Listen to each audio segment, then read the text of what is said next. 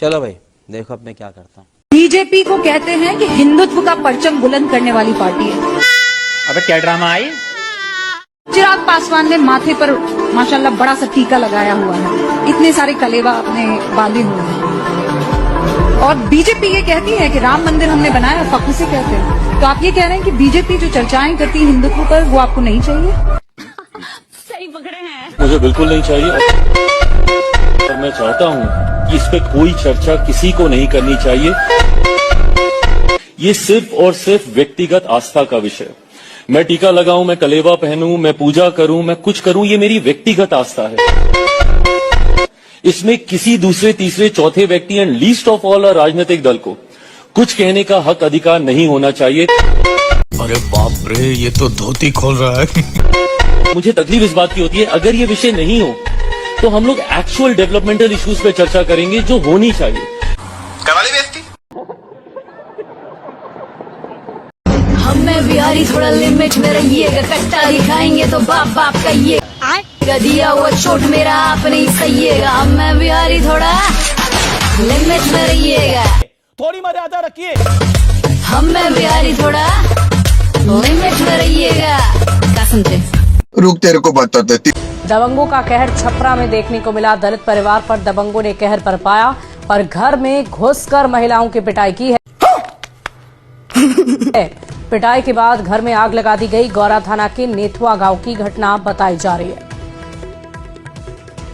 तस्वीरें हम आपको दिखा रहे हैं कैसे पिटाई के बाद घर में आग लगी। तुम्हें शर्म है कुछ? नहीं। उत्तर प्रदेश में स्वास्थ्य के क्षेत्र में पिछले 10 वर्ष में बेहतरीन कार्य हुए हैं। आइए देखते हैं। नीचे लटका अक्सर करा जा रहा है।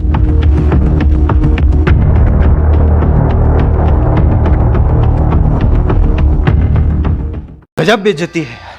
शर्म नहीं आती तुझे? हम साफ रूप से कह रहे हैं, क्या भारतीय जनता पार्टी का प्रस्ताव आया था कि इन बस मार्शलों को हम पक्का करना चाहते हैं और मैं सभी बस मार्शलों से ये वायदा करता हूं, उनको वचन देता हूं बोल कि भारतीय जनता पार्टी सत्ता में आएगी तो 60 दिन के अंदर अंदर हम दिल्ली के तमाम बस मार्शलों की नियुक्ति की परमानेंट पक्का करने की प्रक्रिया को प्रारंभ करेंगे।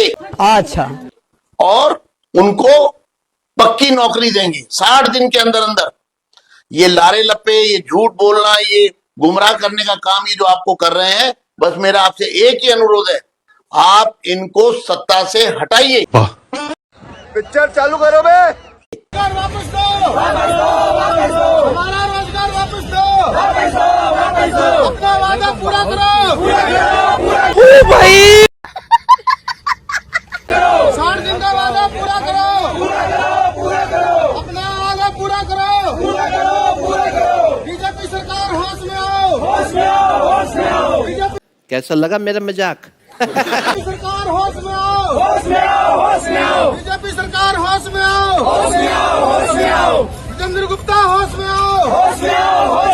अपना वादा पूरा करो। अपना वादा पूरा करो। हाँ भाई, कैसी लगी? 2025 में ही आपको वो दिखने लगेगा क्या कि आज जहां जहां जिन जिन पॉइंट्स पे पानी भरता था उसके लिए प्रॉपर मैनेजमेंट हुआ है, उसके लिए प्रॉपर कॉल ली गई है। Wake up to reality. का स्कूटरों का हाल देखिए, ये देखिए कितना इसमें आप देख सकते हैं। आहा, ये देखिए कुछ एक अलग सा फील। आहा, ये देखिए क्या बात है। ये हमारे शाहदरा चूना लगा दिया। यूपी में सरकारी स्कूलों के बंद होने का सिलसिला शुरू हो गया है। यानी कि जुलाई महीने से करीब 5000 स्कूलों के बंद होने की बात सामने आ रही है। तेलंगाना में एक ऐसे ही सरकारी स्कूल है जहां सिर्फ एक बच्ची पढ़ती है। तेलंगाना का एक सरकारी स्कूल जो एक बच्ची के लिए चलता है। ये स्कूल सामान्य स्कूल की तरह ही है। टीचर आते हैं, अटेंडेंस लेते हैं, क्लास चलती है, सारे सब्जेक्ट भी पढ़ाए जाते हैं, लेकिन पढ़ने वाली सिर्फ एक छात्रा है जिसका नाम है किरथाल। मोदी जी आपको शर्म नहीं आती? बिहार को कंगाल बना दिया। कौन बना दिया? ये नीतीशवा बना दिया। और कौन बनाया? बैगन। पूरा नेपाल को जिया दिया, बिहार को कंगाल बना। किसके घर में न दारू मिलता है? कौन आदमी दारू नहीं पीता है? जहाँ 50 रुपया मिलता था वहाँ 100 रुपया मिलता है, जहाँ 200 में मिलता है वो 600 मिलता है। सब महंगाई कर दिया। शीश महल करते करते तो अपने लिए रंग महल बनवाया जा रहा है। जिस दिल्ली के लोग अपना घर ढाए जाने पर बुलडोजर के सामने लेटने को मजबूर हैं, वहां की मुख्यमंत्री रेखा गुप्ता जी एक नहीं दो बंगलों में साथ मिलाकर उसमें रहेंगी। और रेनोवेशन सुनकर तो आपके होश उड़ जाएंगे। पहला फेज ही 60 लाख रुपए में रेनोवेट हो रहा है। क्या क्या लग रहा है? बढ़िया वाले 24 एसी, महंगे महंगे झूमर, बड़े से बड़े 5 TV, geyser, fridge, washing machine, dish washer, सब कुछ ऑटोमेटिक। Oh my God! महंगा वाला, अरे इतना महंगा वाला माइक्रोवेव जो सुना ही नहीं होगा कभी। 115 तो लैंप लग रहे हैं, जगमग जगमग झिलमिल, वॉल पर हैंगिंग लाइट्स, क्या नहीं लग रहा है। रिमोट कंट्रोल वाले पंखे लग रहे हैं, और वो भी एक नहीं 23। मतलब क्या मजे हैं। और ये बात करते थे कि भैया हम तो आएंगे, सत्ता को बदलेंगे। सत्ता को बदलना तो दूर की बात है, रेखा गुप्ता जी बहुत बढ़िया, बिल्कुल चकाचक मुख्यमंत्री आवास बनाने में जुटी हुई हैं। मैंने तो तय किया है कि मैं जब भी रिटायर्ड हो जाऊंगा, मैं मेरे बाकी का जीवन वेद, उपनिषद और प्राकृतिक खेती के लिए खर्च करूंगा। तू चुप रहे बाबा, तू चुप रहे। मैं जब मर जाऊंगा तभी पहले लोग पत्थर मार के देखेंगे कि सचमुच मर गया।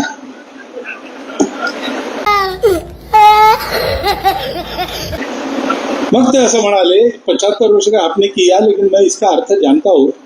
75 वर्ष की साल जब उड़ी जाती है तो उसका अर्थ ये होता है कि अब आपकी आयु हो गई, अब जरा बाजू हमको करने। हम फिर करके फिर तनाव आ गया।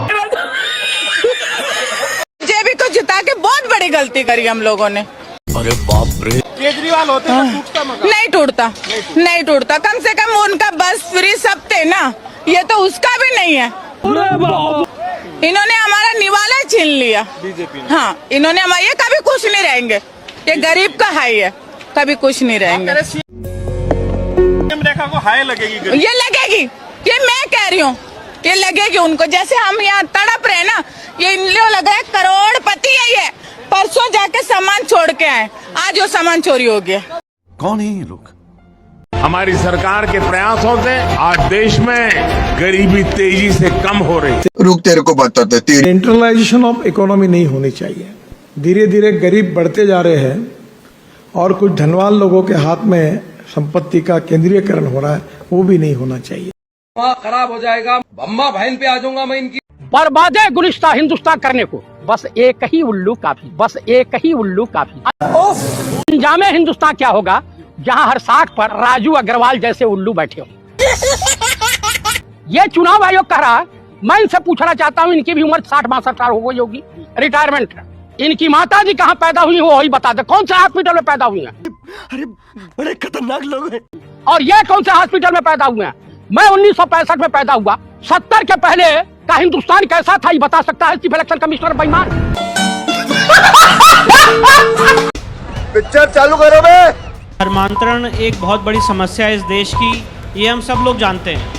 अच्छा, पर आज लॉ के दृष्टिकोण से सबसे मूल बात यह है, अभी हम लोग यहाँ पे अंजना जी देख रहे थे, लाल गमछा और ब्लू गमछा और वाइट गमछा बदला जा रहा था।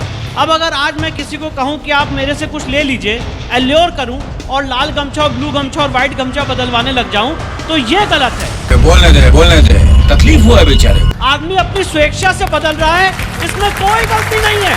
कोई व्यक्ति यहाँ पे जितने लोग बैठे हैं, कोई व्यक्ति ये नहीं कह सकता है कि जो व्यक्ति अपने स्वेच्छा से अपना धन परिवर्तित कर रहा है वो गलत है। पर अगर धन परिवर्तित एल्योरमेंट देके, कोअर्जन देके, फ्रॉड देके, कलावा बांध के, नाम बदल के, झूठ बोल के अगर कन्वर्ट कराया जा रहा है तो उसमें बहुत बड़ा हमें दिक्कत है, बहुत बड़ा प्रॉब्लम है। अब देख तू गया बेटा। अब देखिए, फोर्स कन्वर्जन गलत है, नहीं होना चाहिए, कॉन्स्टिट्यूशन के खिलाफ है। हम उसको फॉलो करें जो हमारा संविधान कहता है। एक लड़की 19 साल की एग्नेस मैसेडोनिया में जन्मी, कलकत्ता में आई और एक महिला लेटी हुई थी सड़क के ऊपर जिसके ऊपर चींटे चढ़े हुए थे। क्या बात कर रहे हैं? और हिंदू लोग हम जा रहे थे, आ रहे थे, देख रहे थे, कोई उठा नहीं रहा था, और वो लेडी उसको उठा करके उस महिला को अस्पताल ले जाती है, एडमिट नहीं करते तो धरना देती है।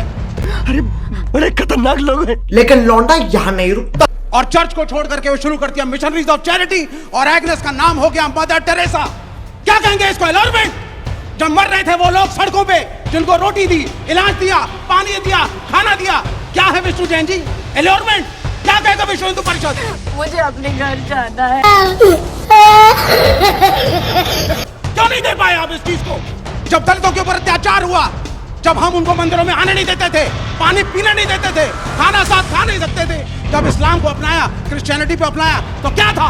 एलोरमेंट, फोर्स कन्वर्जन।